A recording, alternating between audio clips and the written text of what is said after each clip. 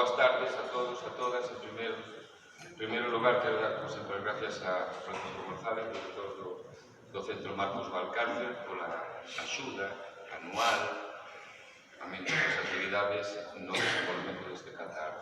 Tamén quero dar gracias á Diputación Provincial, que unha nestes derradeiros anos ten sido un dos mellores aliados do Ribeiro nos eventos de promoción. Así yo lo transmití hai uns días o presidente e así o repito hoxe, apoiar a promoción do Ribeiro e construir tamén provincia. En segundo lugar, pois, por suposto, quero dar as gracias a ALCER, a Asociación de Loita contra as Enfermidades Renais, por ese traballo diario que desenvolvedes coas persoas que o precisan, que pasan por certas dificultades. Este sentido me gustaría facer un inciso. Hoxe é o día dos trastornos da conduta, Día Internacional dos Trastornos das Condutas Alimentarias. É unha praga, un grupo de patoloxías que están a facer estragos na nosa poboación adolescente. Os adolescentes que, polo que for, son víctimas desa especie de sombras chinescas que algúns creadores de utopías, de estereotipos, e sen escrúpulos, sen ningún tipo de pudor, proxectan todos os días nas paredes da súa existencia vital. E ante este tipo de situacións,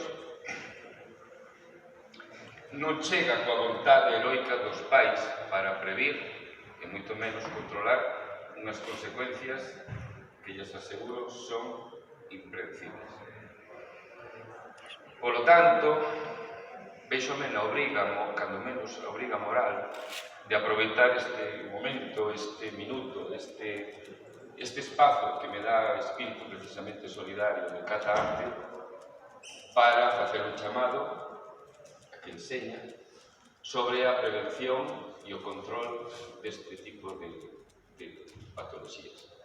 E tamén me gustaría decir que a todos aqueles mozos, mozas, que en algún momento, si en este momento están pasando por algún tipo desta situación, só lles quero decir unha cousa: nenos, quero vos seguros, coa autoestima, libres e independentes.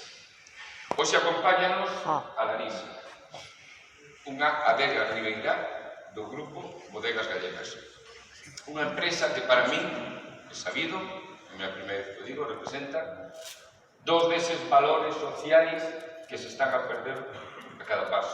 Son a tradición familiar e o emprendemento. Por unha banda está a tradición familiar, por suposto, é a tradición dunha familia que recolle o legado dun pai que con traballo, con cariño e con sentidiño foi quen de erguer unha obra. E eles non só as conservan, senón que tamén as fan medrar precisamente utilizando esos motores: traballo, cariño e sentidiño. E, por outra banda, é importante para min e para calquera sociedade que se prece o emprendemento. Miren, eu admiro as persoas feitas a si mesmas, esas persoas que, principiando con moi pouco, como don Manuel Vázquez e Manolo Arnoia, foron quen de, con traballo, con cariño e con sentidiño, xerar riqueza para toda a sociedade. E penso eu, que calquera sociedade sana, equilibrada, armónica, solidaria, ten que por forza honrar a aqueles que foron como espello dos que hoxe somos e, sobre todo, como esperanza de futuro para aqueles que ineludiblemente van a vir detrás de nós. Moitas gracias. Boas tardes. ¡Saúde! ¡Chin, chin!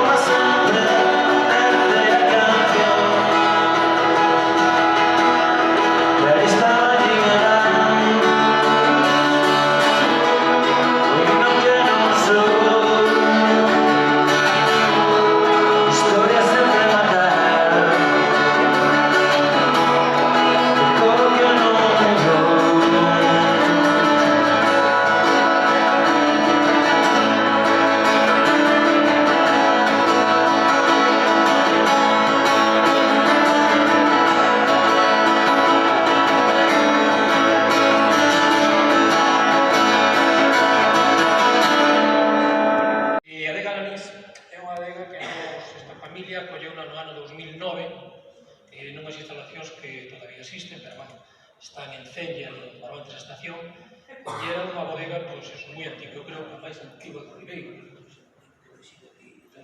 a máis antiga de Ribeiro. E, bueno, pois, esta familia colleuna, o primeiro que fixemos foi facer unha bodega nova, con última tecnoloxía, que está en Santa Cruz de Arrabaldo, aquí ao lado, e, bueno, pois, a partir de aí, posto que foi unha iniciativa, vou repetir, Manolo Arnolla e a señora, e agora os fillos, é dicir, que é un grupo familiar, pertenece a un grupo que ten unha bodega pois, en Amandi, que é o Rol de Amandi, na Ribeira Sacra, en Rías Baixas, que é a Litoral Dumia, bodega Milenio, que está aí en Santa Cruz, e, como non, bodegas Arnolla.